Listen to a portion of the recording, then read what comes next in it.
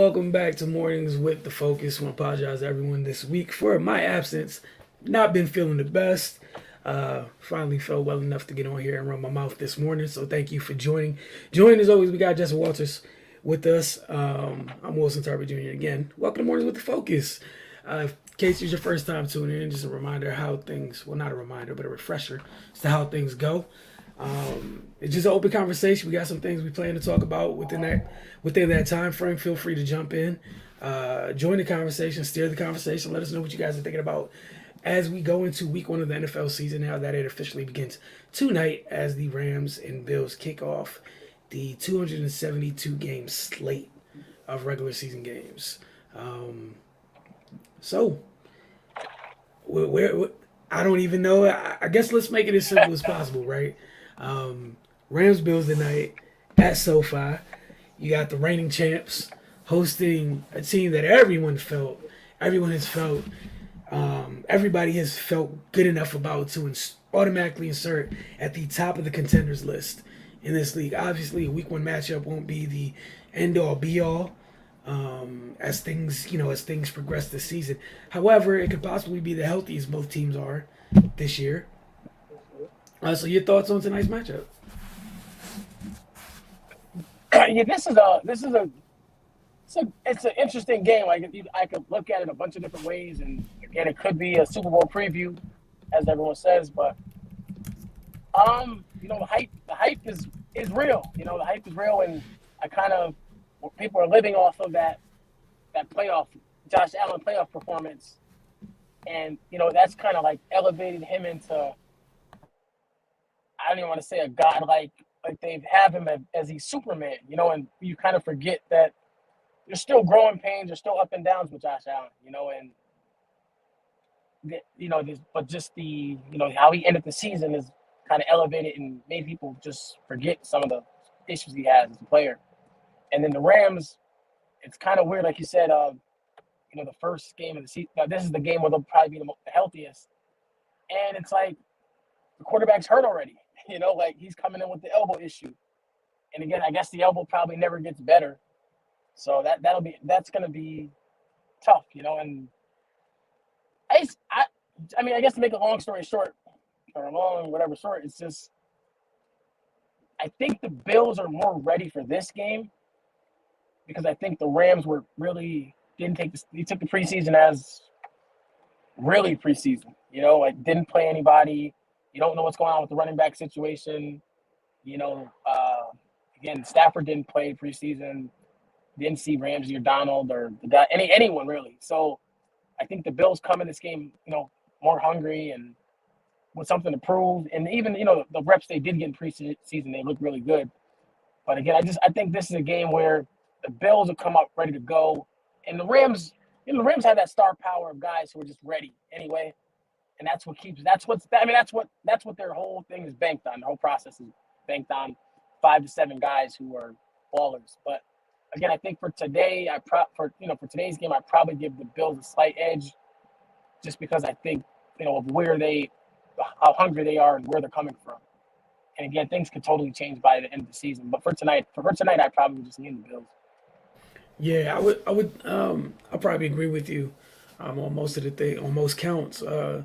And just in terms of the readiness, right? The Rams starters haven't, it'll be the first time really going live per se. This, because they have their way of doing things in the preseason where they're just like, if you're worth something, you do not play in preseason games.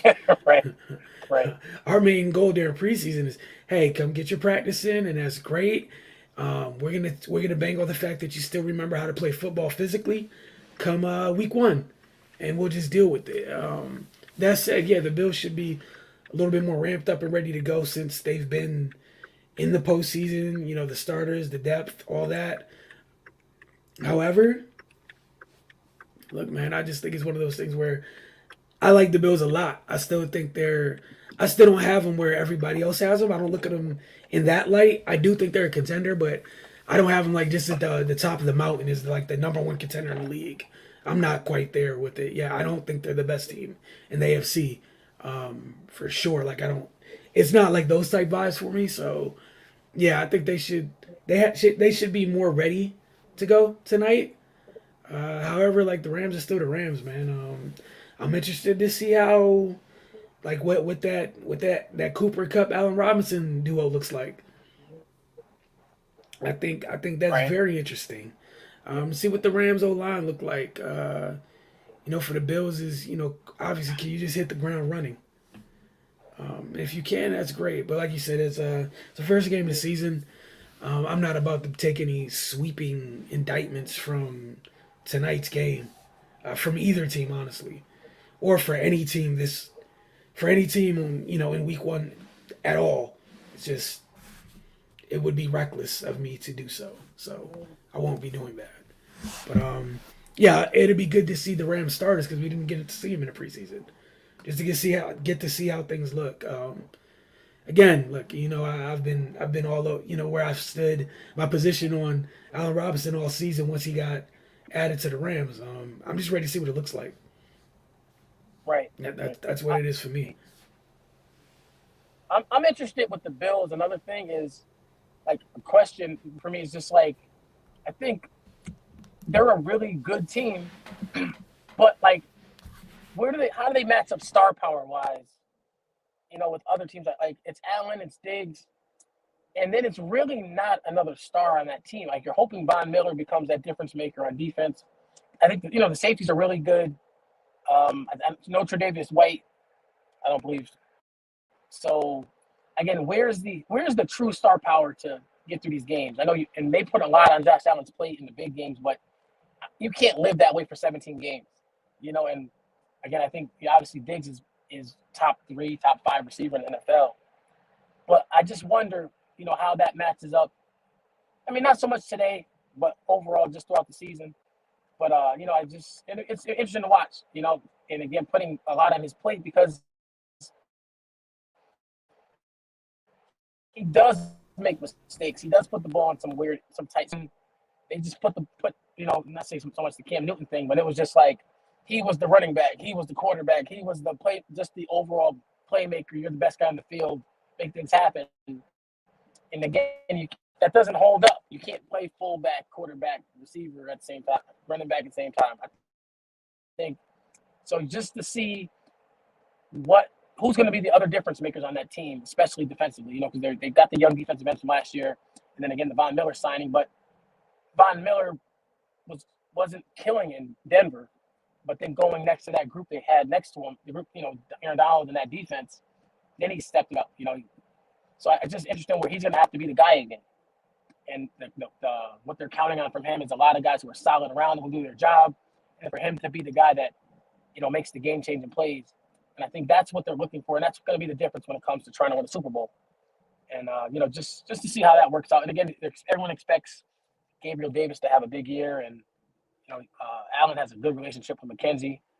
I'm interested to see the running back game with Cook, how they use Cook, and again, I wouldn't give up on Singletary and Moss either. So just seeing how that running back room works out, because that could be some things they're going to be trying to figure out starting, as the season goes on as well. So, and again, their offensive line's not great either, and they have to block, as long as Aaron Donald's over there, things are going to always be, there's always going to be some issues on the offensive line, but they're not dominant on the offensive line. Neither team is. So just, again, I think some of the Bill stuff is getting overhyped, which, it's weird how a team can go from, I think they're a top 10, top 17 to like number 1 by a long shot. Yeah, no, I'm with you. That's where I think. Yeah, no, I'm with you. Get away from us and forward. Their run game, like it can't continue to be non-existent. I don't care who it is by committee. Right. If one guy steps ahead to the pack, becomes a bell cow, that's irrelevant to me. What does matter is you need to have a consistent run game. I feel like their run game is less consistent than the Rams, which kind of speaks volumes.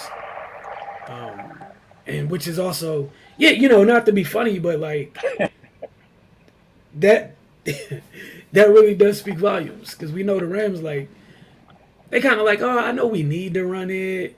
We should run it. We know how to run it. 4 wide. But, yeah, I just think that as talented as they are, I just feel like there's a couple things missing, and that's just why I'm not, over the moon about the Bills. However, they are one of those. They're definitely rather one of the contenders in the league. All right, looking at the rest of just looking at the overall schedule, week one. I just want to ask you any games that jump out to you, and then maybe tomorrow we'll go through little by little and get through it. Yeah, yeah. It's off the top of my head that Lions Eagles game is is the game I'm looking forward to. I just want to see what the next step if the Lions are ready, what that is, and how they compete. And again, maybe the thought is they're probably a year away, but they do have a lot of talent, a good amount of talent on that roster. And then the Eagles, they're another team like kind of like how the Bills, but I mean, it happened differently. Was the hype has gotten to a level of,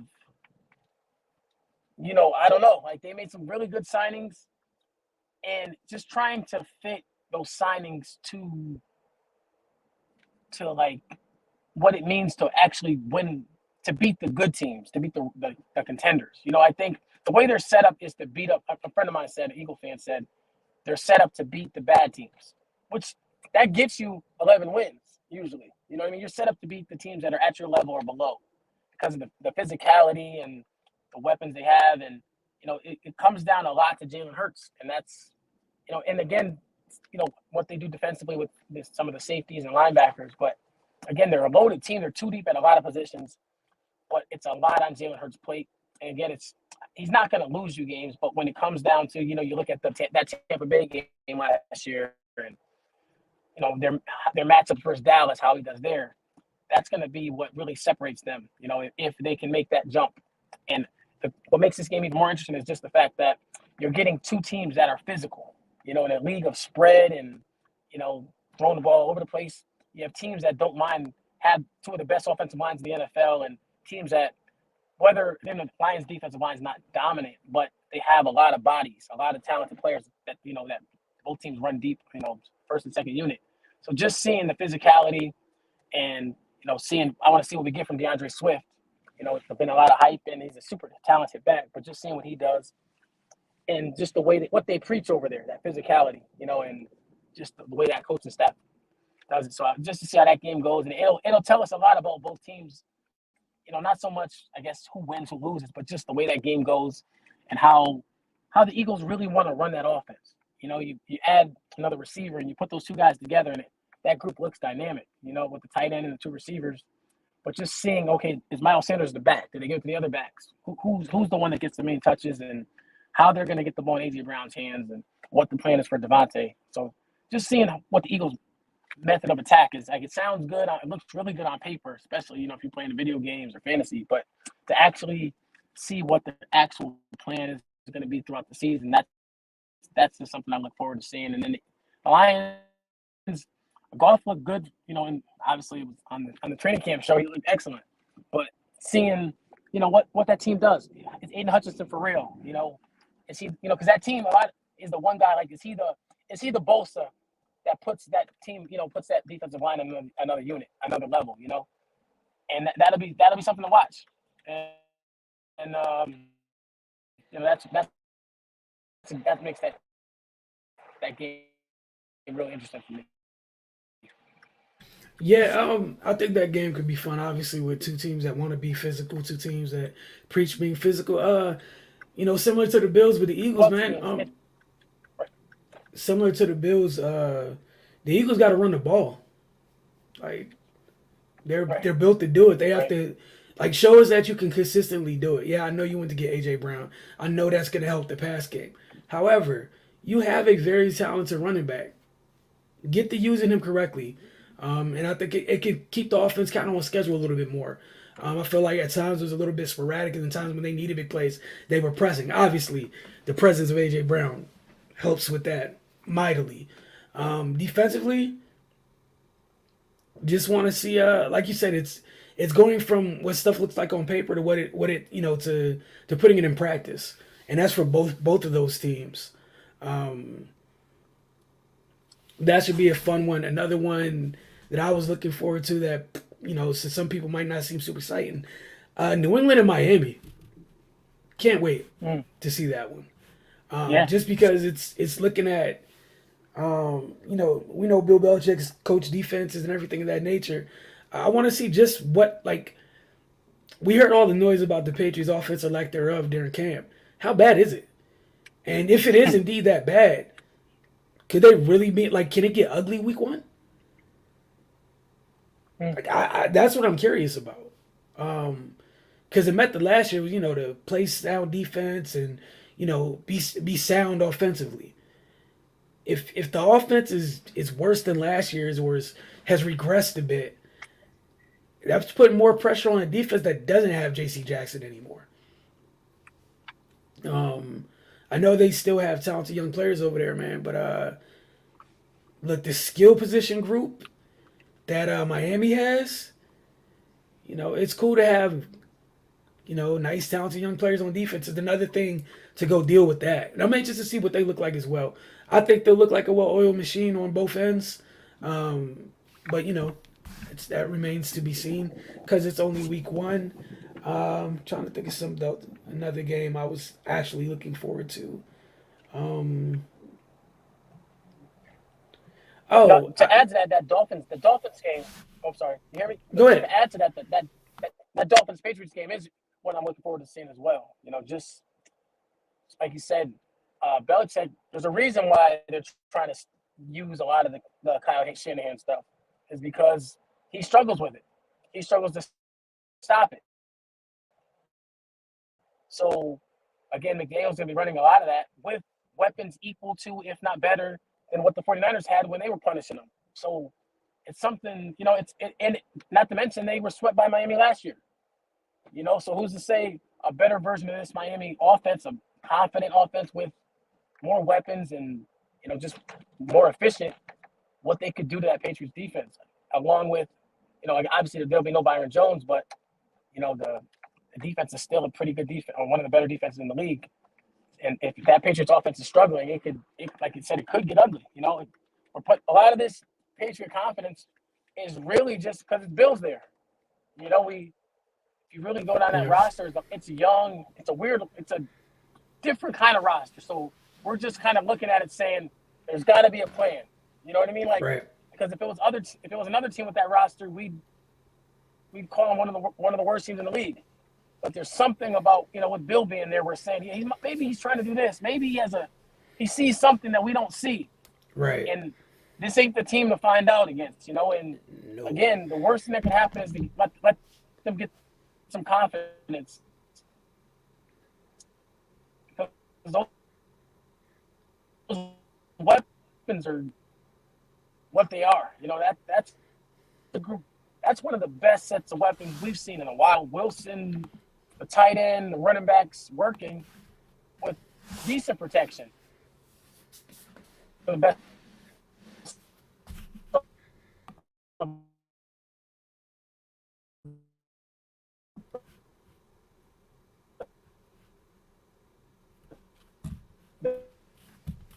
All right, Justin, it's breaking up a bit. I don't think we can hear you at the moment. In the league. Hey, Justin. So, that's, you don't want to. I can't see that the Patriots offense doing any type of shootout type thing. So.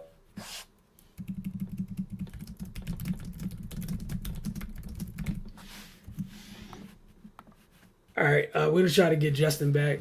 Give it a second. I know it was breaking up a little bit, but I'm sure there was a lot that he said right there. Want to try to get him back in here to get the rest of it. Hey, Justin, can you hear us?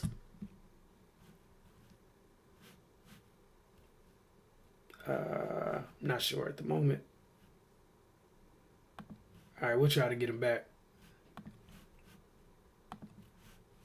Justin.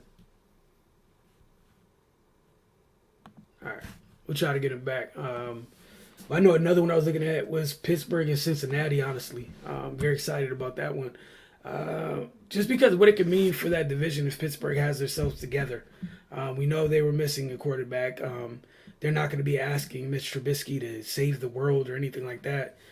Just to execute their offense. Every once in a while, make an off-schedule play, but for the most part, just execute their offense. That's all they're going to be asking of him, rather. Want to see if the offensive line did in fact improve. I think that would go a long way for their run game. I think it's clear about what Pittsburgh would like to do out here in terms of running the ball. And playing off of that. They have a very nice group of weapons on a perimeter. Chase Claypool, Deontay Johnson. We all heard the noise that George Pickens made throughout preseason. Pat Freiermuth at tight end. We know what they have defensively. That group is special last year. Honestly, it's legit. It's really just about quarterback play. Can you be productive? Can you execute the offense? That's all they really need. And if they can, I'm interested to see how it affects that division going forward. Like, we legit saw that defense last year keep them in games and or win games. They just were lacking in terms of what they got from the quarterback position, which, usually if you're lacking at that position, it's pretty tough to get done. It's pretty tough to reach your season goals, honestly. Extremely tough. So, again, might get Justin back in a little bit. Technology is doing what technology does at the moment. Trying to think of another one I'm looking forward to. That really might be it for week one. Oh, no, Green Bay and Minnesota, actually. Green Bay and Minnesota should actually be fun. Really feel like Minnesota might be a little bit better just because of the coaching change. Not saying that Econo's a better head coach than Zimmer, obviously not, because he had, it's his first time in that role. However, offensively, I think it'll be using, it's another one of those guys underneath that McVay, Shanahan, Tree, and then you think about the weapons they have and what that could mean for somebody like Justin Jefferson. We saw how the Rams utilized Cooper Kupp, and everyone knew, Cooper's going to get the ball. And the Rams routinely found new ways to get him the ball on a regular basis. And I think that'd be fun to see how they make that work with Justin Jefferson. I don't think it'd be too difficult. I know during some quotes from Justin Jefferson during like the what was it? During their joint practice with the Niners, he was excited about how he could be used in Kevin O'Connell's offense, which I think is going to be interesting. Again, they move Cooper Kupp all around. We know the type of damage Justin Jefferson has done in a short time in the league. Now imagine him in that offense with all the misdirections, all the different places you can line him up. I think the Vikings legit could be better. However, I think the Packers might have one of their best defenses they've had in a while. They have the potential to have one of the best defenses they fielded, in franchise history, if they stay healthy and they kind of max out their potential on that end. So that's another one I'm looking forward to. Welcome back, Justin. I don't know if you can remember everything you were saying a little while ago, but you can go ahead and get into some of that about what was it about the Patriots Dolphins?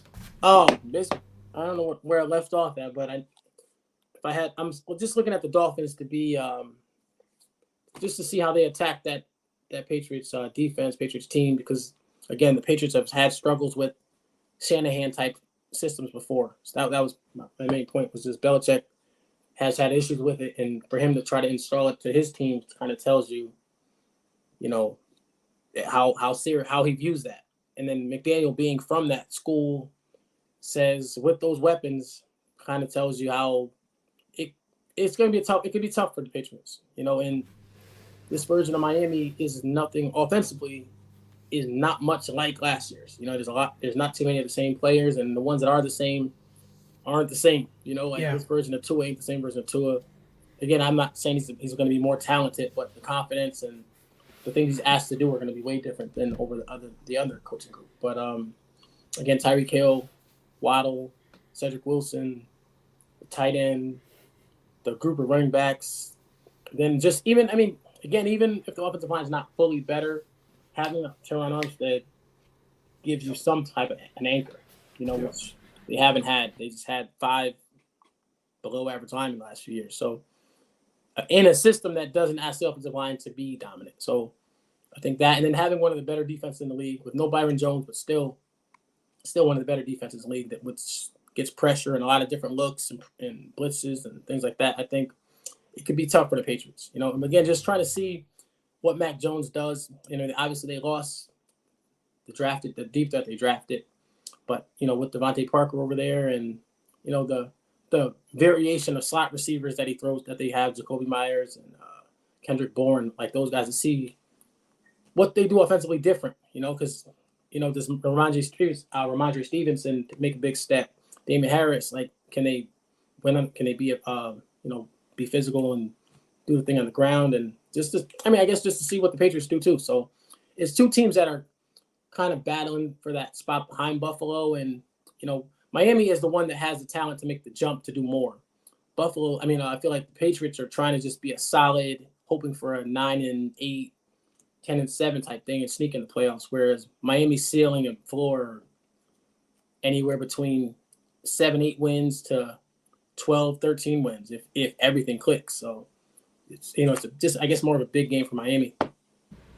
Nah, for sure. While you were gone, one of the things I talked about was Pittsburgh, Cincinnati. I was looking forward to that one just because we've seen how good Pittsburgh is when they don't have quarterback play. They're still competitive and annoying and capable of winning games they have no business winning. And there's a couple teams around the league where they don't need their quarterback to be saviors. Pittsburgh is one of them. They're built where I don't need you to come in and throw for 400 yards. You don't need to have a perfect passer rating. I need you to execute the offense, and 2 to 3 times a game, if something bad happens, minimize the bad and make a play. That's it. Mm-hmm. And I truly believe, oh boy, it's weird saying this, Mitchell Trubisky is fully capable of doing that. Like, honestly, he's capable of that. They're not asking him to be Tom. You don't need to be Joe Burrow. You don't need to be Mahomes, Josh Allen, where, kind of like more of the weight's on them. But they just want you to execute. Like, the QB play the last 2 years with Ben was so bad. Like, the floor is in hell. Like, they just need you to be solid. Just, look, they want to run the ball anyways. They want, like, in a perfect world, the Steelers want to run the ball, play action, and get chunk plays. They have all the stuff needed. They have all the ingredients needed. They just need their quarterback to just play your part. Anything above that is a bonus. But let's think about it. Mitch he's athletic enough to move. I don't think anybody has an issue with his arm. It's just, hey, can you, in a better situation, what can you do? And that, I think it's simple. And the only test he had to get through was just show us that we didn't mess up. Like, get through the preseason and don't let this kid behind you remotely challenge you. He did it. He checked the first box. That's it. Right. While being swarmed. Yeah. He did that all while being swarmed and held up, And I think, like you said, if defensively, like we were talking about Buffalo earlier about trying to have difference makers, this is a team that has that at each level defensively, which will help in a big way. Minka can take the ball away. The cornerback room is solid. It's not great. It's not terrible. The corner room is solid, but having Watt, the addition of Miles Jack, maybe you hope Devin Bush comes back, gets his game back together. But defensively, they're going to be at a certain level, and offensively, there's too many weapons in different spots that, and again, Ben hamstrung that offense last year because he just couldn't do the things that needed to be done. So you'll go away from so many checkdowns to Najee and so many little short passes to Deontay, but you add in what Pickens can do down the field. You add in what Claypool can do down the field. Whatever they do with Calvin Austin, the tight end's solid. Not to mention Deontay Johnson can still do a lot. But again, if they figure in any way how to get that running game going, they could be a legit threat. Again, I'm not expecting Mitch to be anything special, but between his legs and just getting the ball down the field, and allow those guys to make plays. Those guys can do some, those guys are beasts, freaks, all of them. They can make some catches. Yep. Deontay can win on routes, and just giving them guys an opportunity to make plays. And again, like I said, if that running game gets going, just where Najee's averaging 3.5 to 4 yards a carry, they could be a real problem. Yeah. If that running game is going well enough that you have to add folks into the box, you're in trouble against them. Right. It's honest to goodness. It's just that simple. And again, even one-on-one, you got three of your four guys. I'm gonna add the tight end where you can play basketball with those guys when you need to, like Freiermuth for sure, Pickens, Claypool. You can play basketball at times, which means again, like Mitch has a lot of room for error. Honestly, Right. it's not difficult. And again, man, this coach doesn't even know how to lose on purpose in bad situations. You know what I'm saying? Like, Right. man had Mason Rudolph and refused to have a losing season. Duck Hodges and refused to have a losing season. No disrespect, but looking at them two, Mitch still looks like a guy who's drafted in the first round from a talent perspective, right? So yeah, they should be okay. And I think that's the scary thing where you look at some of the teams like the Bills and some of these other teams. The Steelers don't lack difference makers. They just lack someone under center to be functional. Mm-hmm. Their quarterback legit doesn't have to be special, just be functional. Now, if he has moments where he's special, man, even better for us. But we don't need you to be. Like, literally, just be yourself, Mitch, and that propels our team to a place that, we weren't during the end of, Ben was at the end. I'm not going to disparage Ben playing-wise, but the last couple of years, y'all know how bad it was. That he was a shell of himself. So, and then what it means for Cincinnati is if Pittsburgh is right, that road to the Super Bowl gets even more tougher, man. Like, I think we were saying last year when they made that run, we were talking during the offseason, as the AFC continued to make changes, it got exponentially more difficult for them. And Pittsburgh being better directly affects the Bengals' life. And I think maybe the last one I was looking forward to, I mentioned Green Bay and Minnesota, I think, while you were gone. And then I'm looking forward to Vegas and the Chargers, where to me it's two teams of which one of you guys are going to be serious this year? Or can both of you be serious? Like, I feel like both of them we've been talking about, or people have been talking about, like, from potential and what could happen and all the possibilities. What do you like? Which of those two teams will you kind of like take the unserious label off of and be like, all right, cool, I have to take you guys seriously now? Right. And that's that's an interesting one. I think the Chargers are getting so, again, just like we talked about the Bills and the Eagles, the Chargers have got elevated to a spot of, it's again the talent on that roster is probably top 3, top 5, maybe, but it's crazy. Yeah. You didn't make the playoffs last year. You didn't. You haven't. You didn't the year before, and you've had talent for a while. You added even more talent. J.C. Jackson's out, so I mean, and this is the team that made the playoffs last year, but it's no respect, and they added talent as well. So to act like there's this huge gap between them, this is Kansas City's division until it's not, and those other 3 are fighting for the second spot. And this will be this would be a big one for the Raiders if they pulled it off. Not that they have to win it, but it'd be a statement, and it would say a lot to to the Chargers, wherever they are from. It'll say a lot about them if they were to lose this game, because they're supposedly that next team, and for some reason people aren't giving the Raiders the respect, even with the adding Adams. People are putting Denver above them, or whatever, but those 3 teams are all in the same group, in my opinion, until we see something. We got to see how that defense works with all these new players. See what that offense does. See if Herbert can be consistent. We grab a lot of these guys. We take their highlights and we form this player that doesn't have flaws. We like, he did this, he did that, and you can pick these parts and you can form this guy that is this player. We do it with Josh Allen. We do it with a lot of these guys, but There's games where they lose to Jacksonville. What happens there? We don't look at that. There's games where you struggle with the Texans. We don't go to why you scored 6 points against the Texans or whoever. We don't do that. We just, hey, you look great against Kansas City in this game. You look great here, and it's, those are the things that we need to see. Those are the things that separate the great teams from the good teams. Not for sure. Like you said, the whole body of work sometimes gets omitted when people want to propel people to places. If you only look at the good, yeah, it's wonderful and easy to make those cases. I'm just gonna be real. I'm looking at the talent that the Raiders had. I feel like as soon as Josh McDaniels got there, I had to take the unserious label off of them. I feel like I've had to. At least that's what it feels like. Now I'm interested to see will that feeling kind of transition to their play, and if it does, yeah, the AFC has another team to actually be worried about, like definitively concerned about.